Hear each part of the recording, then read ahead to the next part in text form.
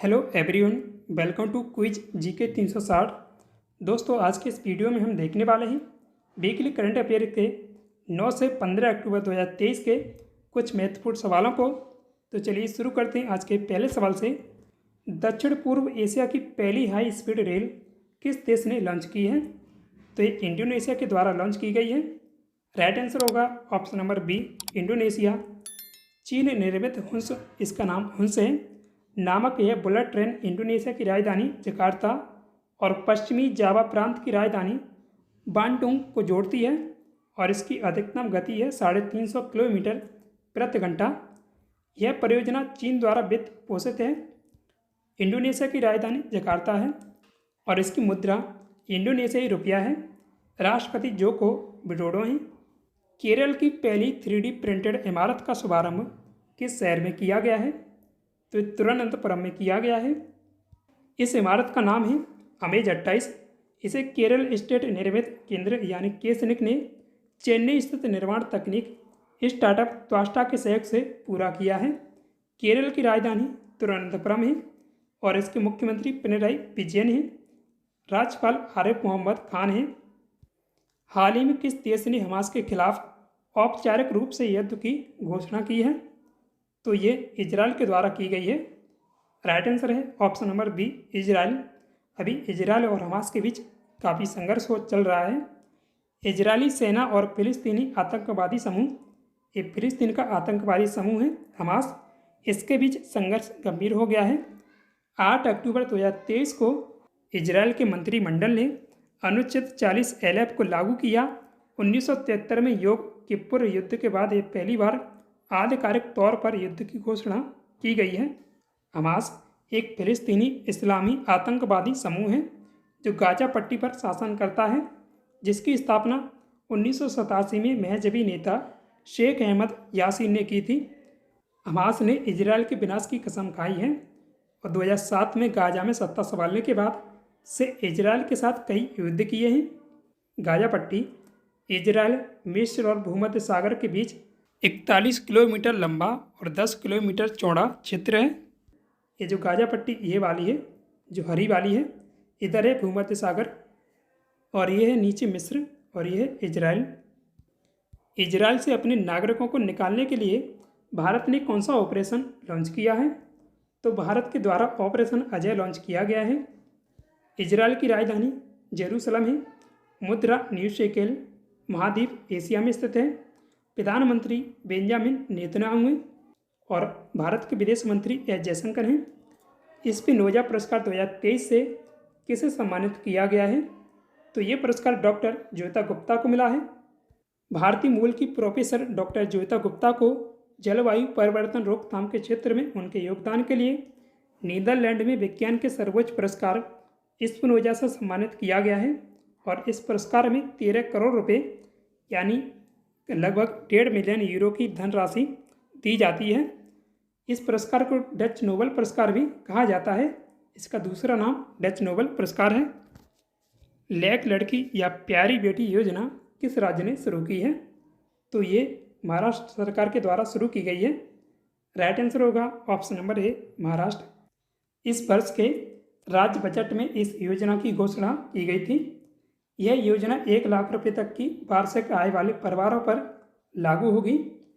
इस योजना के तहत परिवार को बालिका के जन्म के बाद 5,000 रुपये, कक्षा 1 में प्रवेश लेने पर 6,000 रुपये और कक्षा 6 के बाद 7,000 रुपये, कक्षा 11 के बाद 8,000 रुपये और 18 वर्ष की आयु पूरी करने पर 75,000 रुपये मिलेंगे।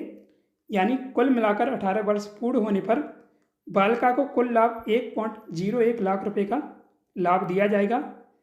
यह योजना 1 अप्रैल 2023 के बाद जन्म लेने वाली लड़कियों पर लागू होगी। इस योजना का उद्देश्य बालिकाओं के जन्म और शिक्षा को बढ़ावा देने और बाल विवाह और कुपोषण को रोकना है। क्लाउडिया गोल्डन को 2023 का नोबेल पुरस्कार किस क्षेत्र में दिया गया है? तो ये इन्हें अर्थशास्त्र के क्षेत्र में मिला है। राइट आंसर है ऑप्शन नंबर सी, अर्थशास्त्र। उन्हें महिलाओं के श्रम बाजार के परिणामों के बारे में हमारी समझ को उन्नत करने के लिए यह पुरस्कार दिया गया है। वे अर्थशास्त्र में नोबेल पाने वाली तीसरी महिला हैं। इनसे पहले एलिनोर एस्ट्रोम और एस्थर डुफ्लो, 2 महिलाओं को नोबेल पुरस्कार अर्थशास्त्र में मिल चुका है। क्लाउडिया गोल्डेन अमेरिका की निवासी हैं। दोस्तों, नोबेल पुरस्कार पर मैंने डिटेल वीडियो अलग से बना दिया है, तो आप प्ले लिस्ट में जाके देख सकते हैं।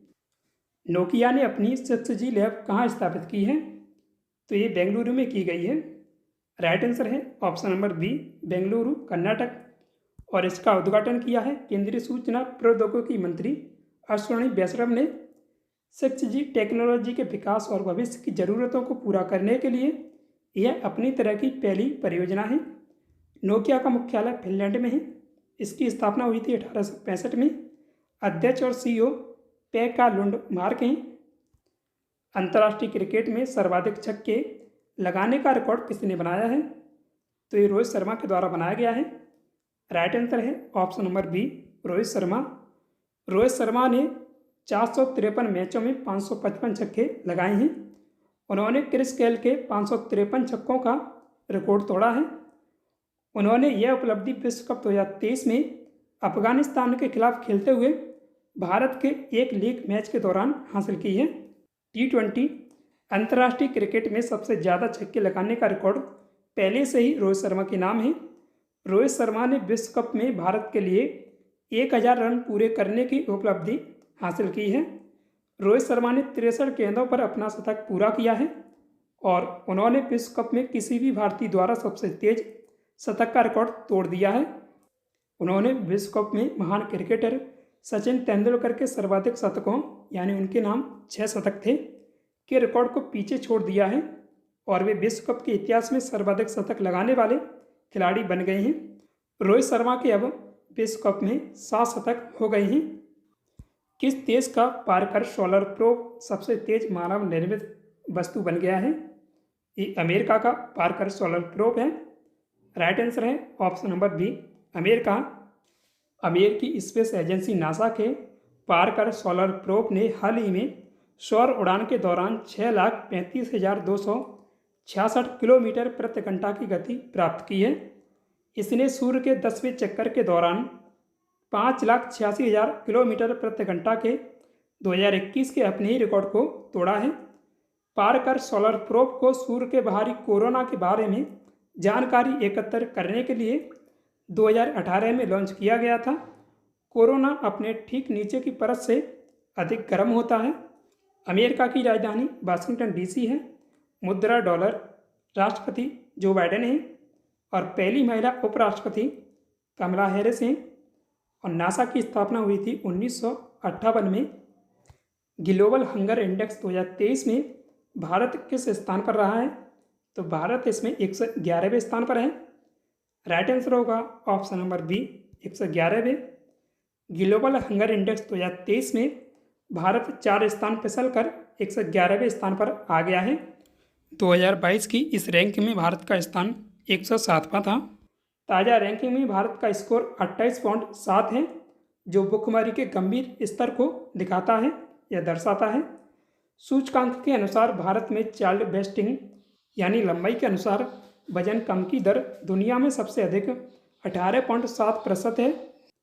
15 से 24 वर्ष की आयु की महिलाओं में एनीमिया की व्याप्तता 58.1% रही है। दक्षिण एशिया और अफ्रीका दुनिया के ऐसे क्षेत्र हैं जहां भुखमरी का स्तर सबसे ज़्यादा है। इस लिस्ट में पाकिस्तान 102वें, बांग्लादेश 81वें, नेपाल 69वें और श्रीलंका 60वें स्थान पर हैं, जो कि ये देश भारत से आगे हैं। हालांकि इस रिपोर्ट को भारत सरकार के द्वारा खारिज कर दिया गया है। इस रैंकिंग में बेलारूस, बोस्निया और हर्जेगोविना ये 3 देश इस लिस्ट में शीर्ष स्थान पर हैं। मध्य अफ्रीका, गणराज्य मेडागास्कर और यमन ये सबसे नीचे हैं। ये 3 देश इस लिस्ट में सबसे नीचे रहे हैं, यानी नीचे से टॉप पर हैं। वर्ष 2022 के लिए राष्ट्रीय किशोर कुमार सम्मान किसे दिया जाएगा? तो प्रसिद्ध अभिनेता धर्मेंद्र को दिया जाएगा। राइट आंसर है ऑप्शन नंबर बी, धर्मेंद्र। प्रथम राष्ट्रीय किशोर कुमार सम्मान 1997-98 में दिया गया था। वर्ष 2022 के लिए राष्ट्रीय लता मंगेशकर पुरस्कार या सम्मान किसे मिलेगा? तो ये उत्तम सिंह को दिया जाएगा। राइट आंसर है ऑप्शन नंबर बी, उत्तम सिंह। उत्तम सिंह संगीत निर्देशक हैं। मध्य प्रदेश में राष्ट्रीय लता मंगेशकर सम्मान का प्रारंभ हुआ था 1984 में। एमपी या मध्य प्रदेश संस्कृत विभाग द्वारा प्रदत्त राष्ट्रीय एवं राज्य सम्मानों की सम्मान राशि वर्ष 2022 में दोगुनी कर दी गई थी। अब राष्ट्रीय लता मंगेशकर सम्मान और राष्ट्रीय किशोर कुमार सम्मान में 5 लाख रुपए की सम्मान राशि दी जाएगी। ये दोनों पुरस्कारों की बात हुई है 5 लाख रुपए की, और ये दोनों ही पुरस्कार एमपी सरकार के द्वारा दिए जाते हैं। 19वें एशियाई खेलों में भारत पदक तालिका में किस स्थान पर है? तो भारत इसमें चौथे स्थान पर रहा है। राइट आंसर है ऑप्शन नंबर डी, चौथे। 19वें एशियन गेम्स की मेजबानी हांगजू चाइना ने की है, और ये 2022 के गेम्स थे, लेकिन इनका आयोजन 2023 में किया गया है। 19वें एशियाई खेलों की पदक तालिका में भारत ऐतिहासिक 107 पदकों के साथ चौथे स्थान पर है, जो एशियाई खेलों के इतिहास में भारत की सबसे बड़ी जीत है। 1962 के जकार्ता संस्करण के बाद चौथे स्थान पर रहना भारत की अब तक की सर्वश्रेष्ठ रैंक है। कुल मिलाकर भारत ने 14 दिनों से अधिक के आयोजनों के बाद अपना अभियान समाप्त करते हुए 28 स्वर्ण, 38 रजत और 41 कांस्य पदक जीते हैं। यह केवल दूसरी बार है जब भारत ने तीनों खेलों यानी ओलंपिक, राष्ट्रमंडल और एशियाई खेलों में से किसी में 100 से अधिक पदक जीते हैं। इससे पहले भारत ने 2010 में नई दिल्ली में हुए राष्ट्रमंडल खेलों में 101 पदक जीते थे। पिछले यानी 2018 के जकार्ता एशियाई खेलों में भारत के पदकों की सर्वश्रेष्ठ संख्या 70 थी। चीन 196 स्वर्ण पदक के साथ पहले स्थान पर है, और चीन ने कुल 374 पदक जीते हैं। नौसेना स्टाफ के उप प्रमुख किसे नियुक्त किया गया है? तो तरुण सोबती को नियुक्त किया गया है। राइट आंसर है ऑप्शन नंबर बी, तरुण सोबती। तरुण सोबती ने वाइस एडमिरल संजय महेंद्रू का स्थान लिया है। तरुण सोबती को 2020 में विशिष्ट सेवा पदक और 2022 में अति विशिष्ट सेवा पदक से सम्मानित किया गया था। भारतीय नौसेना की स्थापना हुई है 26 जनवरी 1950 में, और नौसेना दिवस 4 दिसंबर को मनाया जाता है। आर हरि कुमार नौसेना के अभी प्रमुख हैं। हांगजू एशियन गेम्स में 62.92 मीटर भाला फेंक कर स्वर्ण पदक जीतने वाली पहली भारतीय महिला एथलीट कौन बनी है? तो ये अन्नू रानी है। राइट आंसर है ऑप्शन नंबर ए, अन्नू रानी। अन्नू रानी मेरठ उत्तर प्रदेश की निवासी हैं। वह एशियन गेम्स में स्वर्ण पदक जीतने वाली पहली भारतीय महिला एथलीट बन गई हैं। ये ओवरऑल की बात हुई है, यानी जब से चालू हुई 1951 से तब से बात हुई है। 19वें एशियन गेम्स में महिलाओं की 5000 मीटर दौड़ में भारत की पारुल चौधरी ने कौन सा पदक जीता है? तो उनके द्वारा स्वर्ण पदक जीता गया है। राइट आंसर है ऑप्शन नंबर बी, स्वर्ण पदक। पारुल चौधरी का एशियाई खेलों में यह दूसरा पदक था। इससे पहले उन्होंने एशियाई खेलों में महिलाओं की 3000 मीटर स्टीपल चेज में रजत पदक जीता था। मेरठ की पारुल चौधरी इस स्पर्धा में यानी 5000 मीटर दौड़ में स्वर्ण पदक जीतने वाली पहली भारतीय महिला बनी हैं। और विद्या रामराज ने महिलाओं की 400 मीटर बाधा दौड़ में 55.68 सेकंड के समय के साथ कांस्य पदक जीता है। विद्या रामराज ने पीटी उषा के 400 मीटर बाधा दौड़ के राष्ट्रीय रिकॉर्ड की बराबरी की है, जो उन्होंने 1984 में बनाया था। आईसीसी क्रिकेट विश्व कप 2023 का पहला मैच किसने जीता है? इसका राइट आंसर है ऑप्शन नंबर बी, न्यूजीलैंड। तो 2023 के क्रिकेट विश्व कप का पहला मैच न्यूजीलैंड के द्वारा जीता गया है। पहला मैच न्यूजीलैंड और इंग्लैंड के बीच खेला गया था। न्यूजीलैंड ने इंग्लैंड को 9 विकेट से हराकर यह मैच जीता है। यह मैच अहमदाबाद के नरेंद्र मोदी स्टेडियम में खेला गया था। क्रिकेट विश्व कप 2023 की मेजबानी भारत कर रहा है। भारत के 10 शहरों में टूर्नामेंट के 48 मैच खेले जाएंगे। भारतीय टीम ने अपना पहला मैच 8 अक्टूबर को ऑस्ट्रेलिया के खिलाफ चेन्नई, तमिलनाडु में खेला है। वर्ल्ड कप का आयोजन 5 अक्टूबर से 19 नवंबर 2023 तक किया जाएगा। आईसीसी क्रिकेट विश्व कप का आयोजन 12 साल बाद भारत में हो रहा है। क्रिकेट विश्व कप के इतिहास में यह पहली बार है जब पूरा क्रिकेट वर्ल्ड कप भारत में ही खेला जाएगा। इससे पहले 1987, 1996 और 2011 के क्रिकेट विश्व कप की मेज़बानी संयुक्त रूप से भारत कर चुका है। 2023 में यह इसका 13वां संस्करण है। प्रो कबड्डी लीग 2023 के सबसे महंगे खिलाड़ी कौन बने हैं? राइट आंसर है ऑप्शन नंबर सी, पवन सहरावत। मुंबई महाराष्ट्र में प्रो कबड्डी लीग के ऑक्शन में तेलुगु टाइटंस ने 2.60 करोड़ रुपए में पवन सहरावत को खरीदा है। वहीं ईरान के मोहम्मद रेजा शादलोई चान PKN नीलामी में सबसे महंगे विदेशी खिलाड़ी बने हैं, जिन्हें पुनेरी पल्टन ने 2.35 करोड़ रुपए में खरीदा है। और वहीं पवन सहरावत प्रो कबड्डी लीग के इतिहास के सबसे महंगे खिलाड़ी बन गए हैं। प्रो कबड्डी लीग की शुरुआत हुई थी 2014 में। इसमें टीमों की संख्या 12 है। संस्करण 2023 में इसका 10वां होगा। वर्तमान में यानी 2022 का चैंपियन है Jaipur pink panthers. ICC one day विश्व कप 2023 के लिए ग्लोबल एम्बेसडर किसे बनाया गया है? तो सचिन तेंदुलकर को बनाया गया है। राइट आंसर है option number C, Sachin Tendulkar. Sachin Tendulkar ने विश्व कप के 6 संस्करणों में प्रतिनिधित्व किया है। वह वनडे वर्ल्ड कप में सबसे ज़्यादा रन बनाने वाले बल्लेबाज हैं।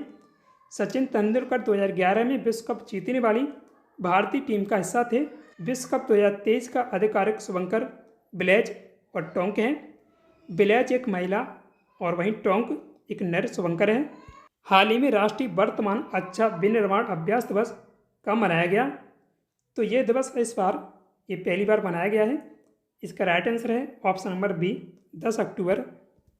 सरकार ने भारतीय औषधि विनिर्माताओं का संघ यानी IDMA के साथ 10 अक्टूबर 2023 को राष्ट्रीय वर्तमान अच्छा विनिर्माण अभ्यास दिवस मनाया, यानी CGMP दिवस पहली बार मनाया गया है।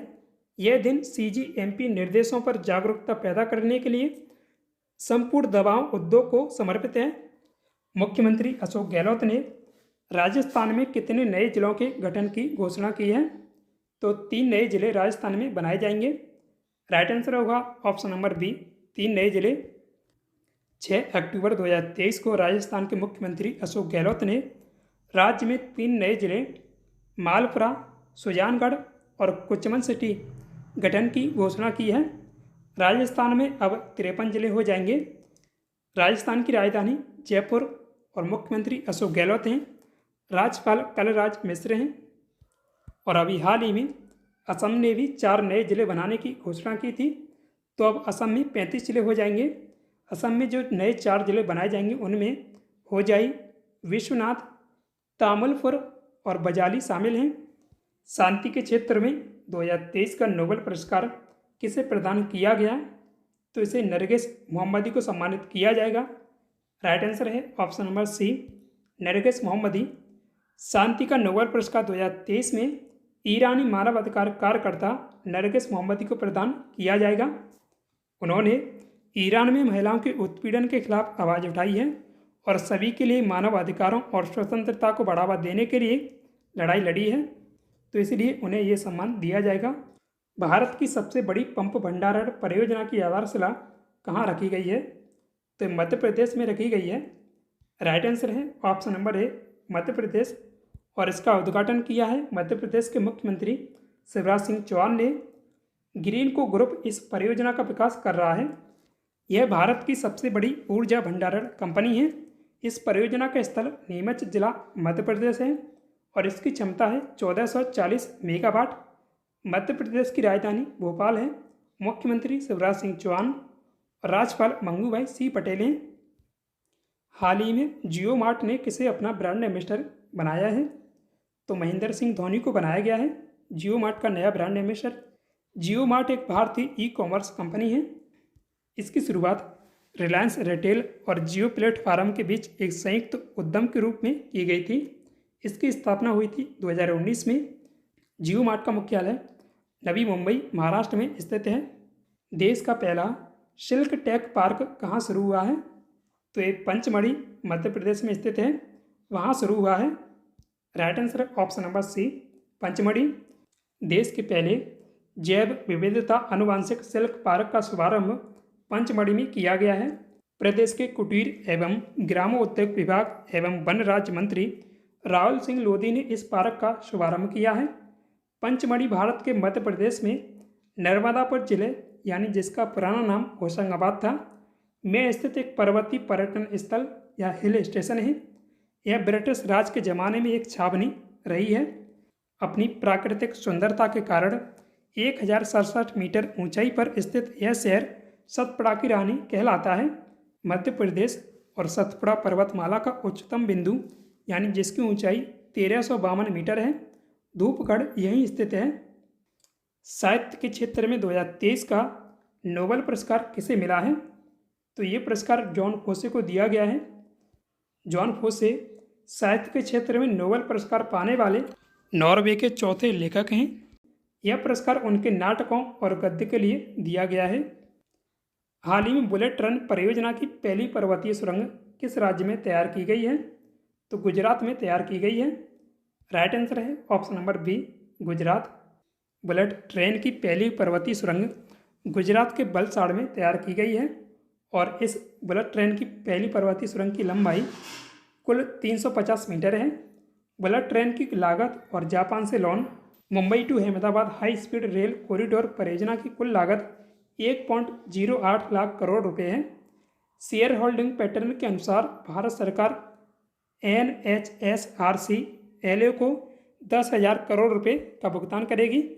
परियोजना में शामिल 2 राज्य गुजरात और महाराष्ट्र 5,000 करोड़ रुपए का भुगतान करेंगे। बाकी का अमाउंट की भरपाई जापान से लिए गए लोन से की जाएगी। हाल ही में launch the book of life my dance with Buddha for success पुस्तक के लेखक कौन हैं? तो ये विवेक अग्निहोत्री की पुस्तक है। फिल्म निर्देशक विवेक अग्निहोत्री ने लखनऊ में अपनी किताब लॉन्च की है। उन्होंने द कश्मीर फाइल्स फिल्म का निर्देशन किया है और उनकी नवीनतम फिल्म है the vaccine war. PM Modi के द्वारा लगभग 4200 करोड़ रुपए की विभिन्न विकास परियोजनाओं का शिलान्यास कहाँ किया गया है? तो ये उत्तराखंड में किया गया है। लगभग 4200 करोड़ रुपए की परियोजनाएं सड़क, बिजली, सिंचाई, पेयजल, बागवानी, शिक्षा, स्वास्थ्य एवं आपदा प्रबंधन से संबंधित हैं। उत्तराखंड की राजधानी 2 हैं, भराड़ीसेठ ग्रीष्मकालीन, देहरादून शीतकालीन और इसके राज्यपाल गुरमीत सिंह हैं। पुष्कर सिंह धामी मुख्यमंत्री हैं। क्लाउड माइग्रेशन पूरा करने वाली पहली भारतीय FMCG कंपनी कौन बनी है? तो डाबर इंडिया लिमिटेड बनी है। FMCG का पूरा नाम फर्स्ट मूविंग कंज्यूमर गुड्स है। इस कदम का मकसद बिजनेस में डाबर की रेजिलियंस को बढ़ाना और उसके IT ऑपरेशन पर कंट्रोल को मजबूत करना है। डाबर इंडिया लिमिटेड यह आयुर्वेद, चिकित्सा और प्राकृतिक उपभोक्ता उत्पाद बनाती है। यह भारतीय बहुराष्ट्रीय उपभोक्ता सामान कंपनी है। स्थापना हुई है 1884 में। संस्थापक SK बर्मन है और इसका मुख्यालय गाजियाबाद UP में है। अध्यक्ष मोहित बर्मन और CEO मोहित मल्होत्रा हैं। एक स्थान से एप्लीकेशन और डेटा को स्थानांतरित करने की प्रक्रिया को क्लाउड माइग्रेशन कहा जाता है। RBI ने लगातार चौथी बार रेपो रेट कितने प्रतिशत बरकरार रखी है? तो इसका राइट आंसर है ऑप्शन नंबर C, 6.5%। अब बात करें रेपो रेट के बारे में। जिस तरह हम अपनी ज़रूरतों को पूरा करने के लिए बैंक से कर्ज लेते हैं और उसे एक तरह ब्याज के साथ चुकाते हैं, उसी तरह पब्लिक और कॉमर्शियल बैंकों को भी अपनी ज़रूरतों को पूरा करने के लिए लोन की ज़रूरत पड़ती है।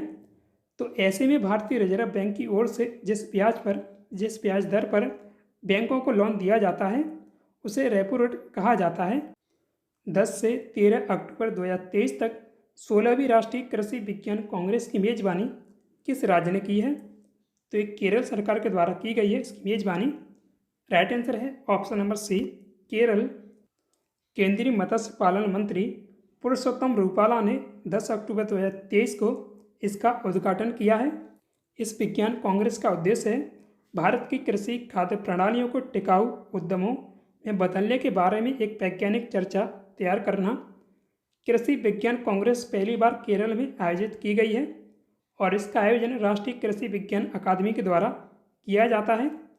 राष्ट्रीय कृषि विज्ञान अकादमी की स्थापना हुई है 1990 में और इसके अध्यक्ष डॉक्टर हिमांशु पाठक हैं। केरल की राजधानी तिरुवनंतपुरम है। मुख्यमंत्री पिनराई विजयन और राज्यपाल आरिफ मोहम्मद खान हैं। हाल ही में किस राज्य के खामती चावल को जीआई टैग दिया गया है? तो ये जीआई टैग अरुणाचल प्रदेश के खामती चावल को मिला है। Right answer option number C, Arunachal Pradesh. अभी हाल ही में अरुणाचल प्रदेश के 3 उत्पाद याकचुरपी, खामती चावल और तांगसा टेक्सटाइल को जीआई टैग प्राप्त हुआ है। जीआई टैग प्राकृतिक या मानव निर्मित दोनों उत्पादों को दिया जाता है। अरुणाचल की राजधानी ईटानगर है। मुख्यमंत्री पेमा खांडू, राज्यपाल केवल त्रिविक्रम परनायक हैं। वायुसेना के नए ध्वज का अनावरण किसके द्वारा किया गया है? इसका राइट आंसर है option number B R Chaudhary. भारतीय वायुसेना की 91वीं वर्षगांठ ऐतिहासिक बन गई है, जब 72 वर्षों के अंतराल के बाद वायुसेना के ध्वज में बदलाव किया गया है। और आगे आप इसे डिटेल से स्क्रीनशॉट लेके देख लीजिएगा। मैं आपको जूम करके दिखा दे रहा हूँ। आज की वीडियो में बस इतना ही। आपका आज का सवाल है, भीतर गांव का ईंट वाला मंदिर कहाँ स्थित है? तो इसका राइट आंसर आप कमेंट में दीजिएगा। आशा करता हूँ आपको वीडियो पसंद आया होगा। वीडियो को लाइक करें। साथ ही डेली ऐसे ही वीडियो पाने के लिए अपने क्विज जीके 360 यूट्यूब चैनल को सब्सक्राइब भी कीजिएगा। Thanks for watching this video. जय हिंद, जय भारत।